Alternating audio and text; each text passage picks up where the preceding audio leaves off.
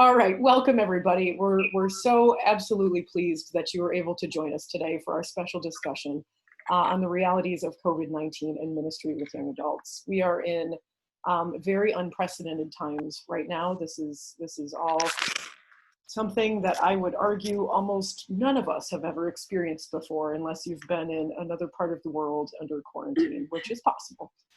And so we are all in this together, and we wanted to host a special session with you all, wherever you are in the world, just to find a way of sharing resources, supporting one another, and just talking about really beautiful, wonderful new practices that we could try to engage in as we practice social distancing.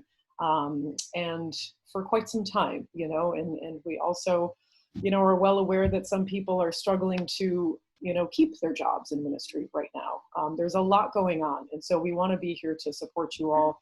We want to share some resources. We want to be creative, and we want to make sure that we are the hope-filled church that we know we are called to be in this time with our ministries with young adults. And so I'm going to turn it over. So I'm Tracy Lamont from the Loyola Institute for Ministry. I'm assistant professor of religious education there. And then, so I'm going to let everybody introduce themselves, because all of my introductory remarks are in my office, which is now locked up for eternity. So Paul, I asked you to go last because you're going to start our prayer. So we'll go Michael and Diana and then Paul. Sure. Hi, I'm Michael Horace. I'm the director of the Young Adult Initiative Project at St. Meinrad Seminary and School of Theology. I'm glad everyone's joining us today, mostly just so we can just lift each other up, but also just to start continuing to think of the innovation and the strategies we can use to continue our ministry, which is radically changed, but is still as vital and as important as ever. So this is a great opportunity in the midst of all this craziness and sadness. And again, I just want to make sure we all continue to lift each other up and help each other out through this. Hi, everyone. I'm Diana Hancharenko. I am the chair of the National Advisory Team on Young Adult Ministry, who is co-sponsoring this session with Loyola Institute for Ministry. What Tracy and Michael didn't tell you is that they are also vice chairs of the National Advisory Team on Young Adult Ministry. That's right. Thanks. And we are, and again, we are really happy to help facilitate some conversation here today. Certainly it helps being together in moments like this as much as we can. And, thankfully it's amazing how this platform can make the world a little bit smaller right now, even as things seem to be growing more distant. So we're really glad to be able to provide some space today. Certainly we won't solve all of the problems, but maybe we can share an idea or two, and we could just be with each other through these moments. And, we look forward to some helpful and ongoing discussion here. So Paul? Wonderful. Also welcome. I'm Paul Jarzembowski. I work at the USCCB. I'm the lead staff for youth and young adults there at the offices in Washington, D.C. I have to say there because I'm also not there as well. But happy to be here. And I'm happy that this is an opportunity that we can have to have this conversation. And really this is to be a discussion, a conversation, a forum. So I'm looking forward to hearing what people are going through, what they're struggling with, what new ideas are coming from this, and how we can help from the USCCB's point of view, but also from the advisory team and our collaborators as well. So, yeah. So our next, do you want me to move ahead to prayer? Mm-hmm. Yeah, let me just quickly make the verbal announcement I made before for those that came on and those that are still joining us. What we'll try to do is we'll keep as many videos off as we can and keep mics off because it'll reduce background noise. But we do want to hear and see from you. Like I mentioned earlier, this is definitely a session where your voices are coming out. This is not a webinar with speakers where we just have their cameras up. We want to see your faces when you're ready to share some information. So we have a few cameras on now. That's absolutely fine. I love seeing faces, but we'll keep as many off as we can until you're ready to speak. And then certainly if you'd like to put your camera on, please do. And just keep yourself muted throughout it because background noise becomes really challenging over time, as I'm sure we all know. So welcome everybody. If you scroll up in the chat bar, You can go down to the little bottom screen and pull out the chat bar. There's way up at the top, and I'll just kind of repost this after the prayer. We have a Google document of a list of resources we're collecting, and you can add to that. Instead of emailing me any information, you can add right to it. It's an editable document. So I wanted to alert everybody to that. So welcome again, and Paul, take it away. Sure. Well, I thought we would begin with a prayer, and I'm actually going to ask Tracy, Michael, and Diana to help me out here a little bit with the prayer, so it's not just one voice. So this prayer in particular, the U.S. bishops have, through Archbishop Gomez, have provided this prayer for our country during the coronavirus reality that we're in right now. So I'm going to ask Tracy stanza 1, Michael stanza 2, Diana the next, and then we'll kind of go around like that. So hopefully we'll get this out. Again, these are all, one of the things too, even with this prayer, even with this webinar, it's going to be a little messy, and that's what we're going to have to live into. Instead of thinking that we have canceled everything, we just have to say we are moving things online. And I think that that's a new reality, and it's going to get a little bumpy. So we ask you your graces in allowing us to be a little bumpy with that. So calling upon our God who is present with us in the messiness, in the uncertainty, we call upon him in the name of the Father, the Son, and the Holy Spirit. Amen. Holy Virgin of Guadalupe, Queen of the angels and Mother of the Americas, we fly to you today as your beloved children. We ask you to intercede for us with your Son, as you did at the wedding in Cana. Pray for us, loving Mother, and gain for our nation and world, and for all of our families and loved ones, the protection of your holy angels, that we may be spared the worst of this illness. For those already afflicted, we ask you to obtain the grace of healing and deliverance. Hear the cries of those who are vulnerable and fearful. Wipe away their tears and help them to trust. In this time of trial and testing, teach all of us in the church to love one another and to be patient and kind. Help us to bring the peace of Jesus to our land and to our hearts. We come to you with confidence, knowing that you truly are our compassionate mother, health of the sick and cause of our joy. Shelter us under the mantle of your protection. Keep us in the embrace of your arms. Help us always to know the love of your Son, Jesus. Amen. Blessed Joseph, whose patron we celebrate today, guardian and protector, Pray for Pray us. for us.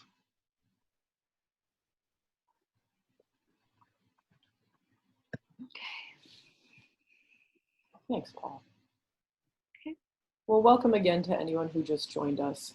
We're going to open it up. Our first, if you saw the email a few days ago, our first priority today is really to just check in with you all and see how you're feeling. And we want to support you emotionally and spiritually as much as we can. Physically is going to be a tough one. Maybe we'll put up links to workouts, but we are here for you. So I want to open the floor. Again, it'll just be hard, to get your mic on and get talking, but I want to open the floor to all of you to talk about how you're feeling. And we'll probably try and do this for just about 20 minutes. I shared with the group earlier, I did check-ins with my virtual class last night, and there was only 7 of them, and it took an hour. So I know that we all have so much to share today. So we'll take about 20 minutes just checking in with how you're all feeling. So feel free to take the floor. And I'm going to stop recording this at this point. So this is an open session for you all. With each other with this work from home thing. If it's not a pet, it's a spouse or a kid or the mailman or somebody. So we got you. It's okay.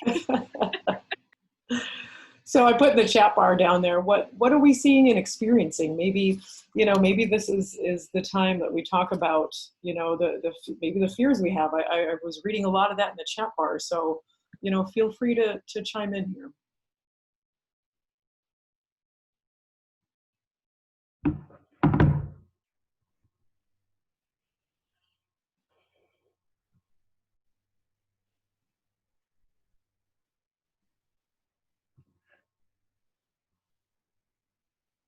This is Sister Adelina from San Angelo, Texas. I feel that during this time of Lent, this is a time to reevaluate our lives and really put our trust in God. You know, we're not in control. We don't have the steering wheel. Maybe this is a time to really learn to make do with less. So even though it's a painful time for us, especially as Americans, we have so many opportunities. Maybe we need to re-examine what we're doing and how we're doing it, and to be open to the movement of the Spirit during Lent. It's a really wonderful point. You know, some of my students were talking about their youth children and young adult children, you know, all in the same home now, and just the shock that many of them are going through of letting go of what's been so important and burning on their hearts and their lives at this exact moment, you know, and just navigating how to let go of that, you know, the everyday realities that are so pressing on some people, and just how do we in ministry help people let go of those immediate moments, you know, that, you know, and like Diana, you were saying, those events that we put our hearts and souls into that you know, are postponed for now or canceled, you know, the immediacy of some of it. Well, I think it also speaks to the fact that live, like the live gathered events, I think we've been challenged in the past to think beyond live events as the only means to minister with people, especially with young adults who non-gathered is another means by which ministry can take place. Well, now we're forced into that reality. And so learning, you know, this is something that in a way we've kind of been advocating that ministry takes many forms, and now in a way we're kind of forced into that other form. So I think we have to wrestle with the fact of what does non-gathered mean, and how can ministry be effective, maybe even more effective with some people than the live gatherings. I mean, for us introverts, you know, this is like, I don't want to say it's heaven, but, you know, it's a lot less stress than sometimes the live gatherings can put a lot of stress on people, and some keep people away. So just, being fully honest there. Yeah. Hey, Who has, go ahead. No, I was just gonna say, Paul, I want to follow up on something that you just said with the students that I work with. And I know that I work with a really unique set of students. In the program that I run, we've got about a little over 150 students in the program. The community is a big part of what we do in the program. But one of the things that this has helped. So one of our classes decided to get Marco Polo. And we have heard from some of the students who typically do not come to community events. So they're just recording very quick, you know, replies. And they've been doing this since last week. Yesterday's was, you know, what's one thing that you're thankful for? What's one thing that, you know, was a surprise to you today? And what's a prayer request? And today, being the solemnity of St. Joseph, I asked who are father figures in your life. And, you know, the students, and again, our junior class was recording their messages, but this has allowed us to hear from some students who otherwise would not come to community events. So so in that, I think this has been a good thing, at least for us. Yeah, that's a very powerful realization, you know, and that's a powerful realization that we can now connect to more people that we wouldn't have before. Instead of the fear of losing gathered sessions, lean into it and see who's going to come that would have never come before. I'd like to add to that. Basically the same thing with doing vocation ministry, working with college age and young adults and things like that. I'll probably do like a Zoom and see instead of a come and see. And I'm pretty sure I'm going to get people who were registered who could not afford to fly in, or they couldn't afford to come because of classes or, you know, something may be going on. But I think I'm going to at least see some people out there that maybe who, you know, something in person live, they would not have been able to attend yet, but they will attend it via online. Yep. Absolutely. Yeah. Does somebody want to Christina, I see you lit up over there. Do you want to chime in? I do. I want to echo the innovation and creativity and new opportunities that this is creating. But I also want to share, as someone who kind of works regionally supporting young adult ministry and seeing things at the 30,000 foot level, it's been fascinating and wonderful for me to connect with everybody through all these different circles and networks and support each other online. But I'm becoming very profoundly aware of this is kind of making the rich richer and the poor poorer, in that it's who you know. And if you're connected, then you're able to find ministry resources and opportunities to stay connected in this time. And if you were not very connected before and you don't know many people who are active in their faith, now, I mean, there were people who showed up in our area to churches last Sunday, and that was the first time they found out that masses were canceled, because they're not on anyone's email distribution list. And then I'm just aware of the wealthier parishes that are able to still have online giving, and their parish budgets are going to be okay. But the poorer parishes that depend on Sunday gatherings and in our area will not have at least a 12th or a 10th of their operating budget for this year. Not to mention all the churches, all the schools, all the nonprofits that they have to cancel their annual gatherings and then or annual fundraisers, and the money they're losing there. And then lastly, just the sorrow of people who can't have funerals right now. And for those who have had to cancel their weddings, or postpone them indefinitely. And it's very sad, but also just wanted to emphasize those who may not be connected at all, and therefore are feeling even more isolated in this time. And how can we reach out to those we don't even know are looking for. I wonder, as you were, thank you so much for that, Christina. It made me think of my neighborhood here, and just everybody's just been outside. They're just on their porches because they're tired of being inside. And I'm not as up to date on what all the states are saying about what social isolation looks like, but I know, but I'm under the impression that being outdoors is not terrible as long as you're alone or something like that. So I wonder, and let me know if I'm wrong about that. I am not a health expert nor a scientist. But what if it was a door-to-door thing where you went to a community that might not be receiving any of this information, and dropped off, a piece of paper in their mailbox or something and said, here's what we're trying to do. Here's resources if you can get online. Here's some ways. Maybe just type up some of the creative things we talk about today. And, and again, I know the challenge is if we're not at work, we don't have access to like mass printing, but maybe that's something like a young adult group that does have resources can get together and say, you each print 10 leaflets or whatever it is, and let's just do maybe a door-to-door campaign. Does that sound nuts? I don't know. That was just a random idea I had. Is that doable in this time? I don't know.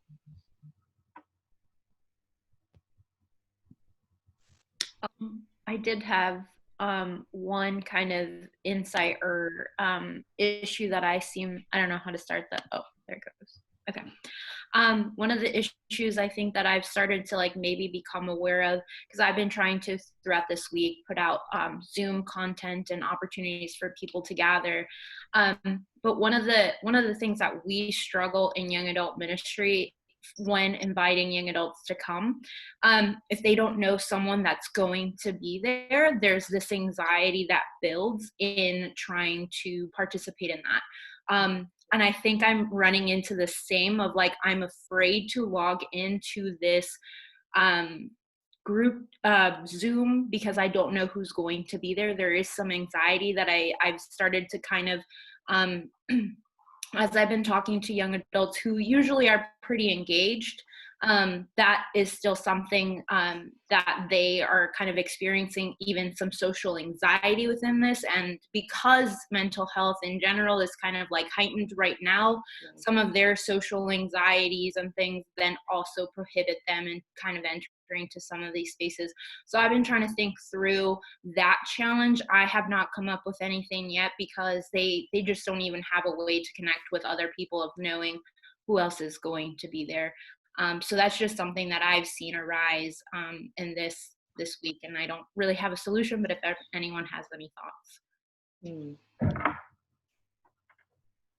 Yeah, I mean, I think this poses a lot of really interesting challenges for us in terms of how we relate with each other and kind of deal with just some of those ongoing things that we see in young adult ministries that are challenges for us on a good day.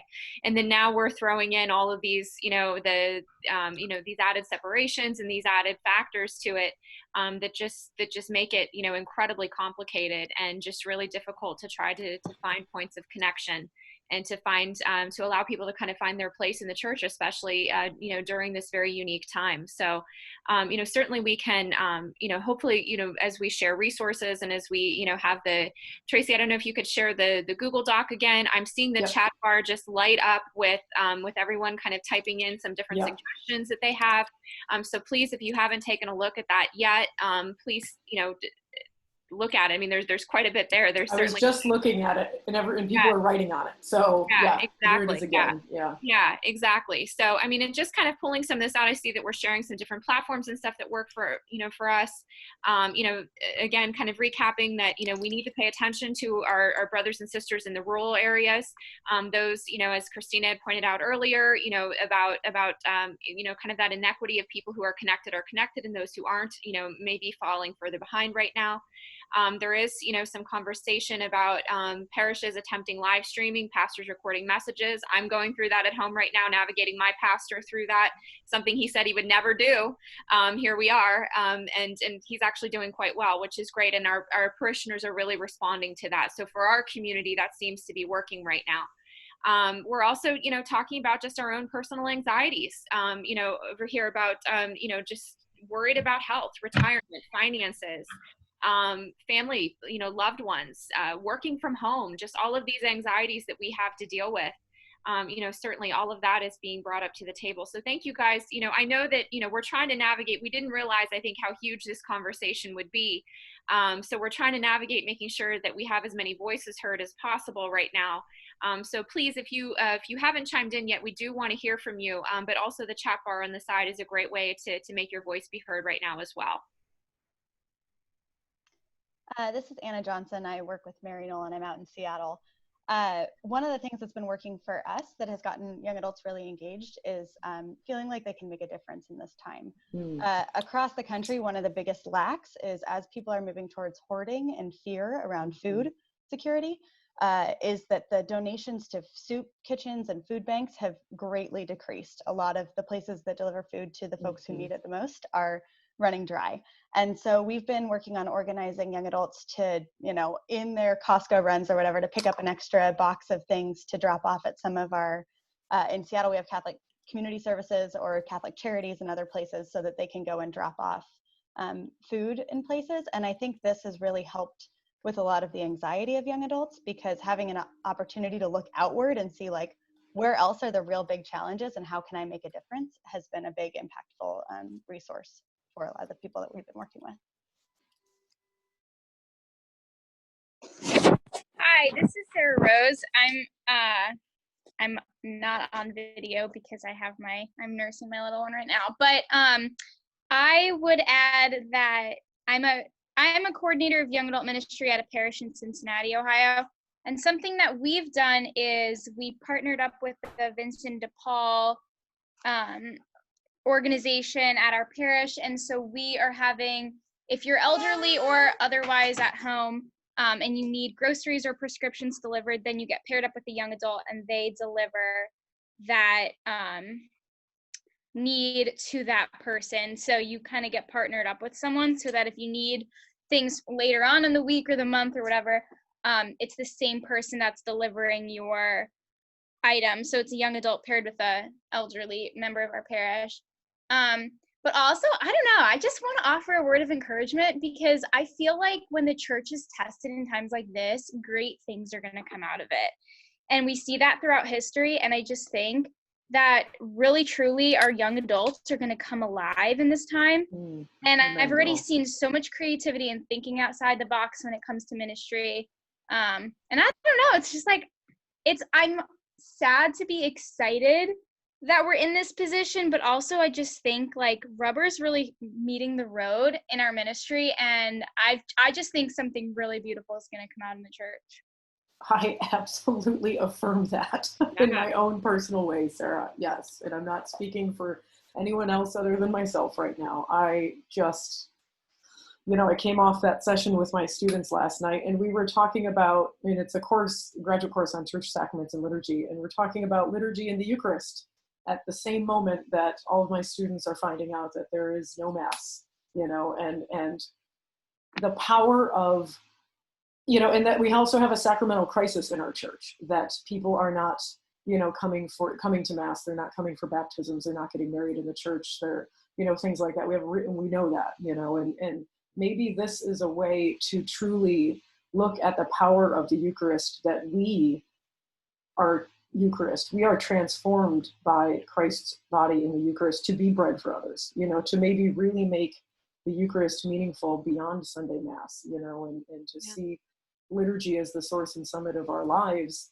through the Eucharist, that it's also that we are to live the liturgy, to live it with our lives. That's what source and summit also means, and so just, I don't know, and then my students emailed me today, they thought, I have a lot more hope now than I thought I had, so I just really want to affirm that, Sarah, is what I'm seeing with some folks that are really trying to make meaning out of this, are really looking towards, like Paul said about the gathered events, there are non-gathered ways of getting together, and this might really force the hand with those that are really resistant to that, to see that there's beauty in it, and that young adults maybe gravitate to it, people that have never come to a gathered event before. So, sorry. Yeah.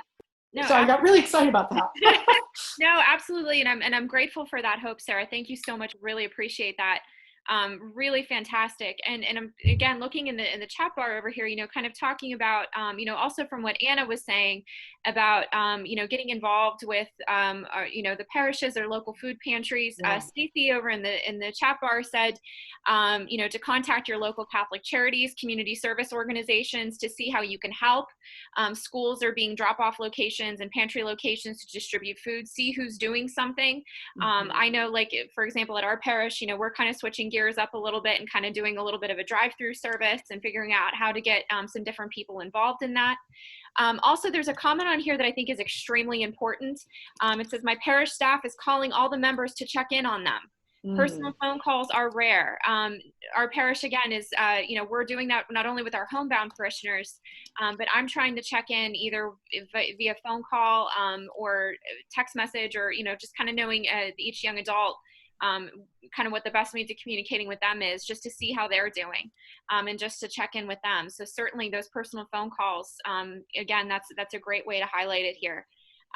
So yeah, I think that there is a ton of opportunity in terms of going forward.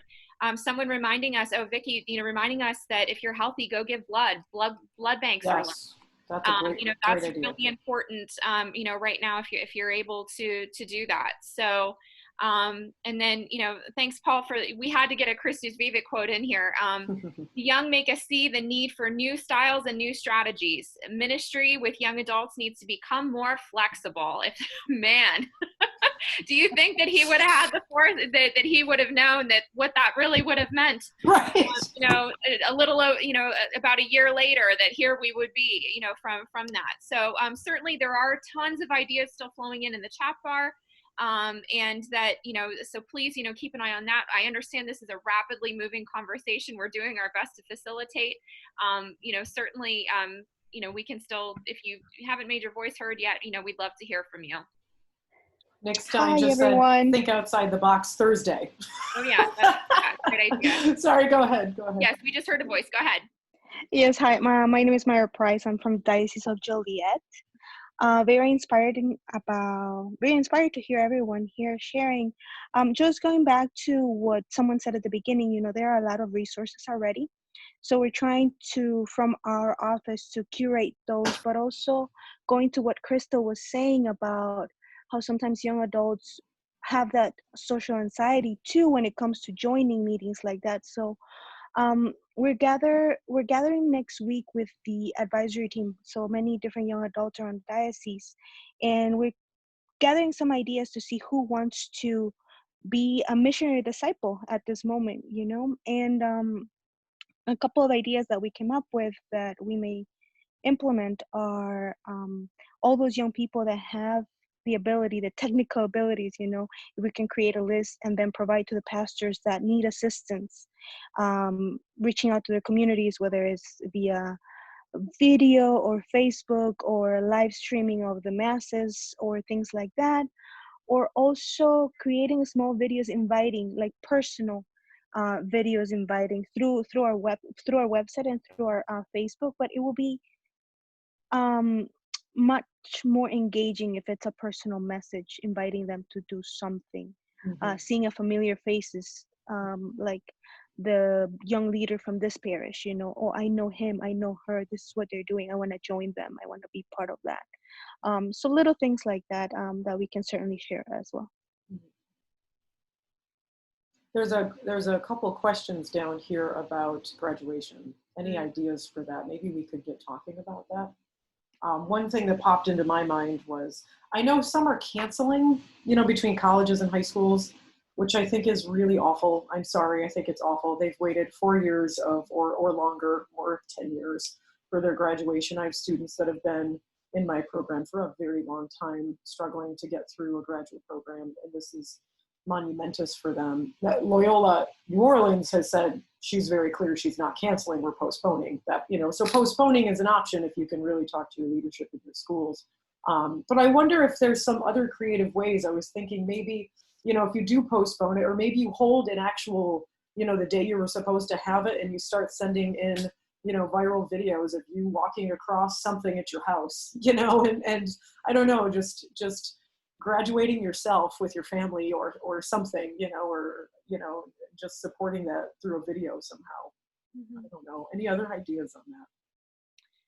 There was just a great idea in the chat bar over here of, you know, can the church provide a baccalaureate type mass prayer experience this summer for college graduates? Not even just, you know, college graduates, but, you know, even I think, you know, our high school graduates, as they're transitioning to young adulthood, you know, kind of realizing that may be an opportunity to begin to, you know, at a parish to begin that relationship with them as well. So I think that's a terrific starting point. Absolutely. That's a great recommendation.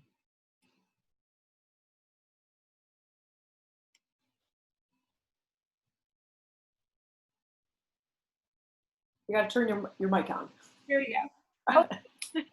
Hello, my name is Mary. I'm from the Archdiocese of Denver. This is not with regards to your graduation question, Tracy, but I just wanted to chime in. I'm also just trying to brainstorm like some fun, more lighthearted resources to share on the social media platforms to help people not only focus on prayer, like someone was mentioning, and not only focus on Corona.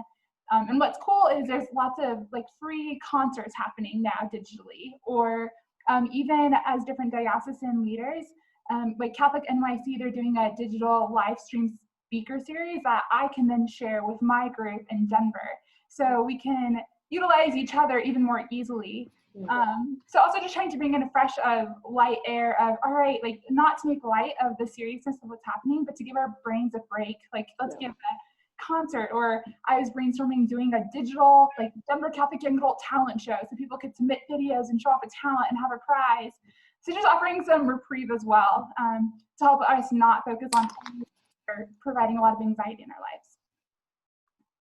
That's all. I love it.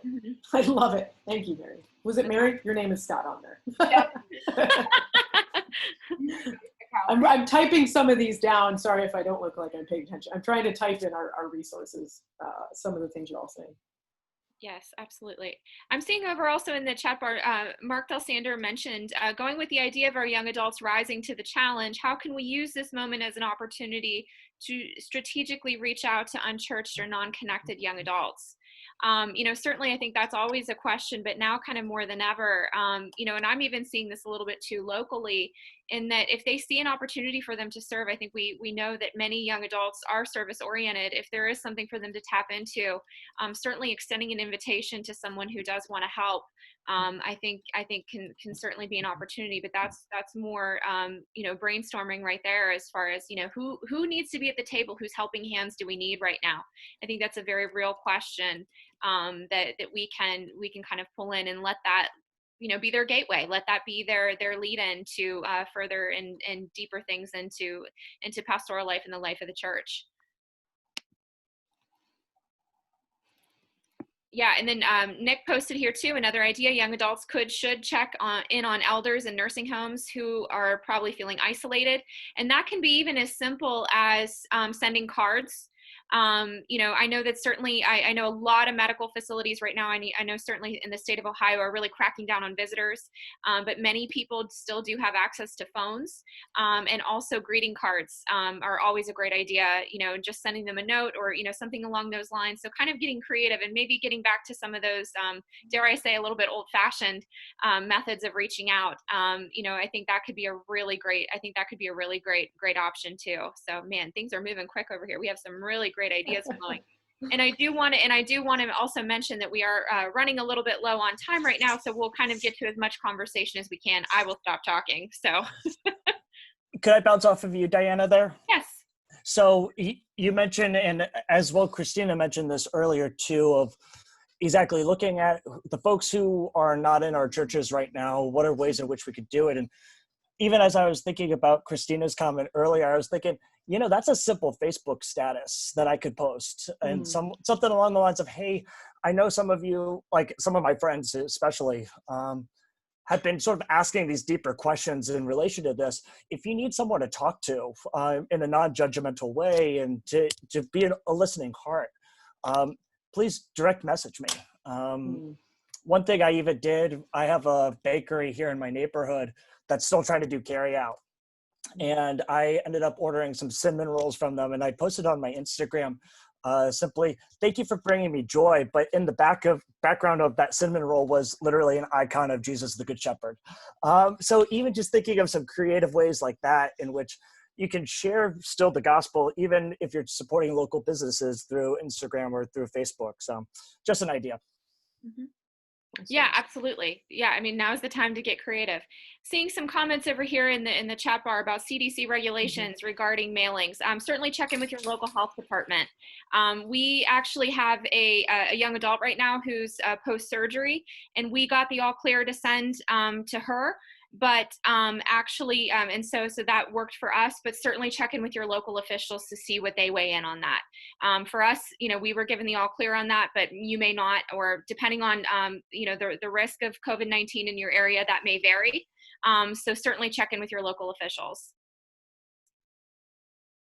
Hi, everyone. This is Sean from Diocese of Fort Wayne, South Bend. I've just in general been trying to figure out, like, kind of how do I process, is the role of a young adult minister when you can't meet with people, right? Which is accompaniment is not just a buzzword, like that is the ministry, is accompanying people. So I've been just in my mind thinking of kind of like 3 elements to like what I'm doing. One is, you think like institutional, like advocacy for young adults still during this time. So I'm encouraging like young adult ministers at parishes to be working with their pastors and parish staff, even if they're not staff, to try to advocate for whatever the parish is going to do. Does that work for young adults? So like doing the calling all registered parishioners or whatever. Well, that's great, but many of the young adults aren't registered, right? So, well, do they have a list of maybe phone numbers or something? And so those can be added to the list that the parish is carrying. But just like, what can we be doing, to advocacy within whatever institution maybe we are for young adults? The next is kind of all of the online things that are now being posted and coming from all angles, as people said. How do we kind of gather those, and what are the things that we're going to focus on and put those some limited,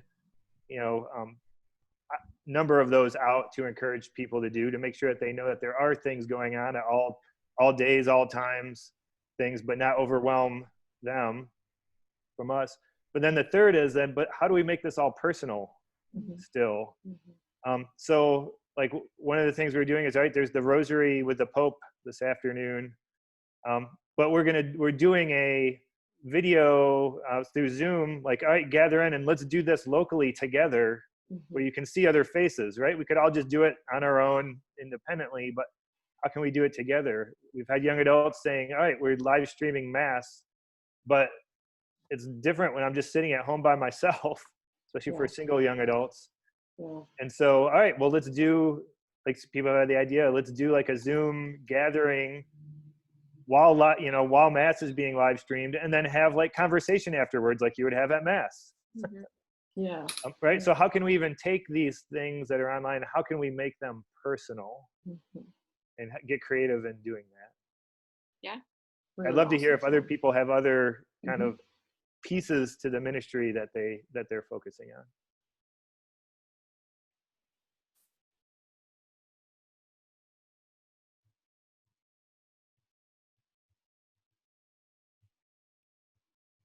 You're getting a lot of affirmation, Sean, in the chat bar about the about watch parties, about chat sessions and stuff after.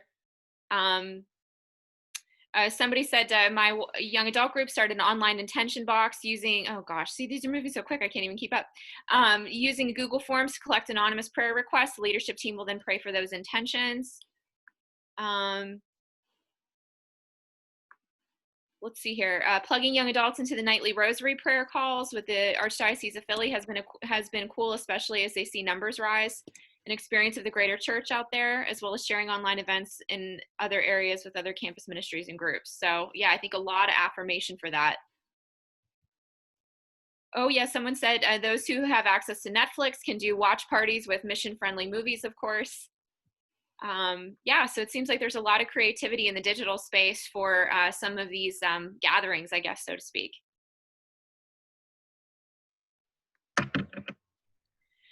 So certainly, I mean, I think, we have to, be mindful of our time right now. This hour went by so quickly. There was so much. Thank you to everyone for all of your contributions. And, this is, I don't know that we really knew what to expect as far as, this is concerned, but I know certainly, my mind is blown as far as how many of us are together right now. So I'm going to pass it over to Paul, and he'll kind of give us some closing notes here, and then also some information for going forward. Excellent.